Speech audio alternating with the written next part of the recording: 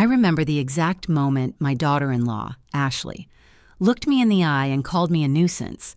It was a crisp September morning in Scottsdale, Arizona, 3 years after my husband, Robert, passed, and I was just Eleanor Vance, a quiet 68-year-old widow who drove an old Ford pickup and wore a lot of practical Carhartt jackets.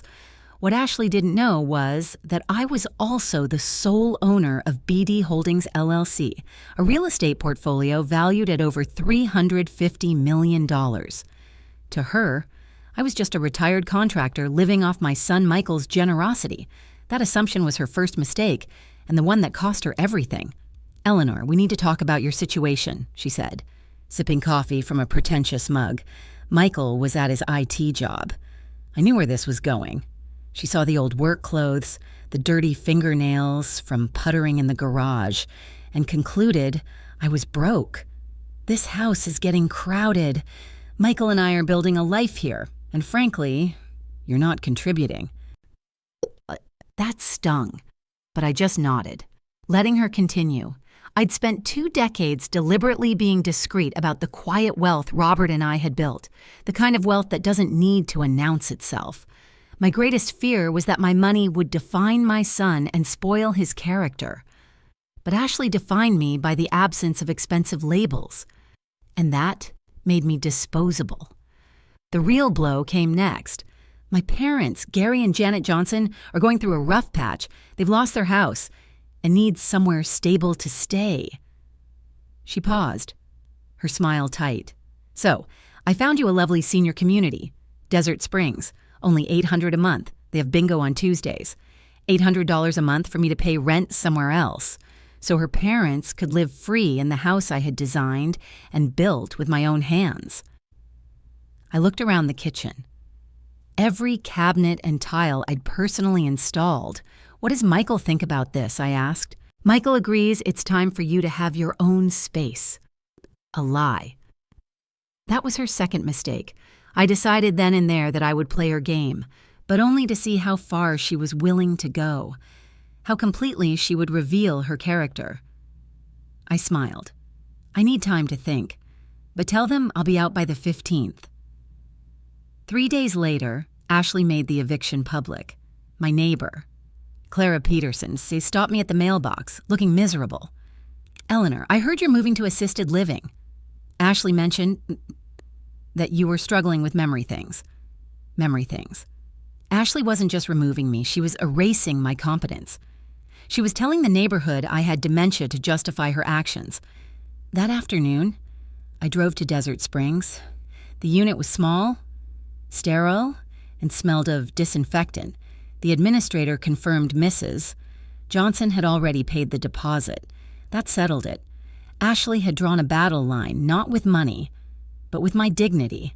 I called my lawyer, James Sterling, and my property manager, Rebecca Martinez. "Rebecca," I said, my voice steady, "I need an overview of every asset held by BD Holdings, and I need you to prepare a 30-day notice to vacate for 3 adults." The escalation came 2 weeks later. Ashley pulled a woman named Jennifer, an elder care specialist, into the living room while neighbors drifted by. "We're just discussing the transition." Ashley cooed. "Jennifer is helping us sort through Eleanor's clutter." Clutter? She meant my tools, the custom-made equipment in the garage, worth more than her leased BMW. Jennifer smiled sympathetically. "It's always hard to part with things, Eleanor, but there's not much room for clutter in senior living." This was public humiliation designed to make me feel small. I took a deep breath, excused myself, and walked into the garage. I didn't argue. Instead, I quietly pulled out my phone and recorded the interaction, focusing on Ashley's dismissive words. That recording was going to be Exhibit A. The next morning, Ashley cornered me. "Change of plans. Bill's parents arrive tomorrow. You leave today." 12 hours notice. Her mask completely fell off. "This is my house now, and I'm tired of pretending it isn't." I almost laughed. "Actually, Ashley, this is my house." She scoffed. "Your name isn't on the deed, old man. You're a squatter." That's when I dropped the first silent truth. "Ask your insurance agent about the ownership, Ashley. Ask him why you recently filed a claim attempting to change the primary resident designation to your name."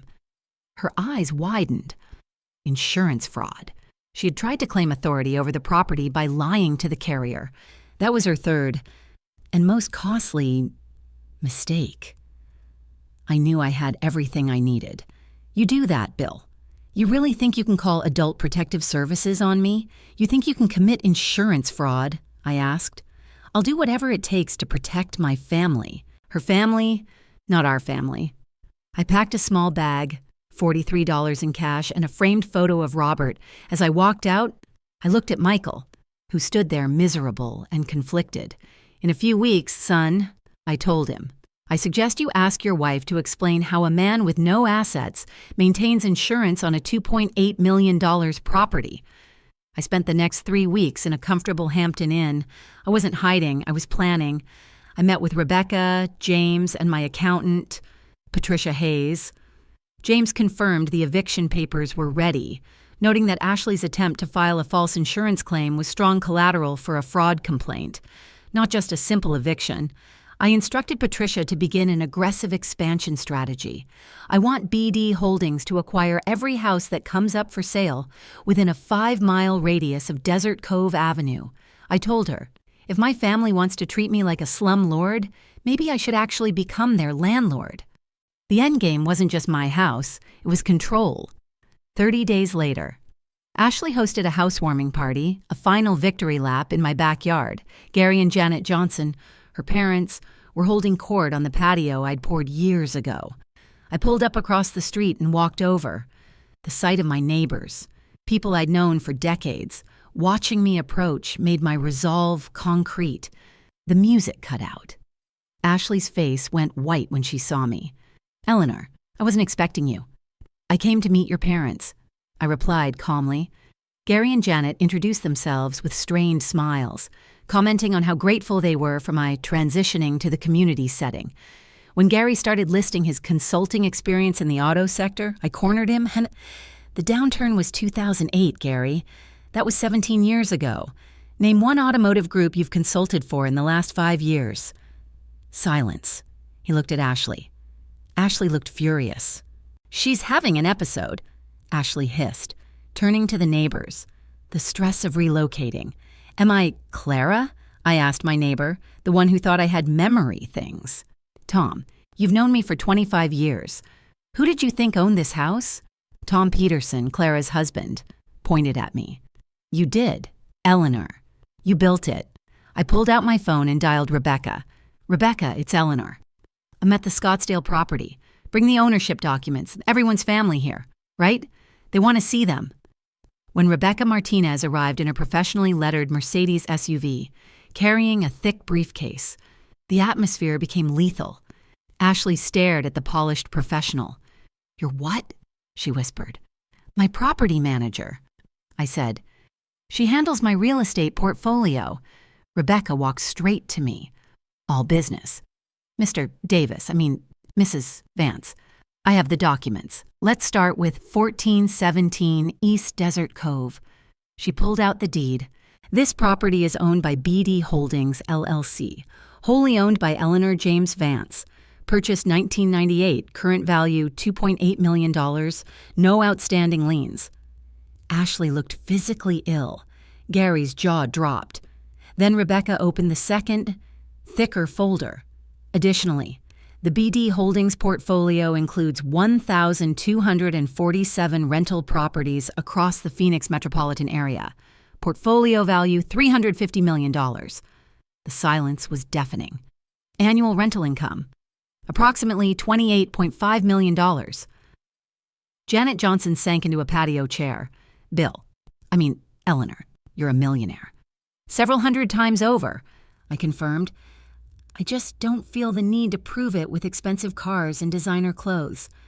Michael finally pulled into the driveway. He looked at Rebecca, at the documents, at his sobbing wife, and finally at me. "Dad." "Mom," he corrected himself, pale. "You never told me any of this." "Money doesn't change who you are, Michael," I said. "It just changes how people treat you." and your wife treated me like a worthless old woman she could erase. I then instructed Rebecca to read the insurance claim filed by Ashley. Ashley Johnson claimed I had moved to assisted living and requested she be listed as the primary contact for this property, that Friends is insurance fraud. Ashley rushed forward. You can't kick us out. We live here. Watch me. I turned to Rebecca. Serve the papers now. Ashley Johnson, Gary Johnson, Janet Johnson. I signed the documents. The legal minimum, Rebecca, 30 days. Michael pleaded. Mom, what about me? I'm your son. I looked at him. Truly looked at him. You allowed this to happen. Michael, you enabled her lies. You chose her narrative over your own father's memory and my dignity. That depends on you. Son, do you support what your wife did? Michael looked at Ashley, who was staring at the ground. No, Mom, I don't support it. Then you can stay. They can't. Ashley's face twisted in rage. You're doing this over a mistake. It wasn't a mistake, Ashley, I said quietly. It was a sustained campaign of cruelty.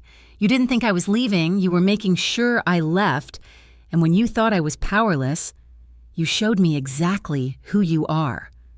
As Rebecca drove away, I turned back to Michael. I need to contact James Sterling to rewrite my will completely. Michael gasped. The ultimate consequence.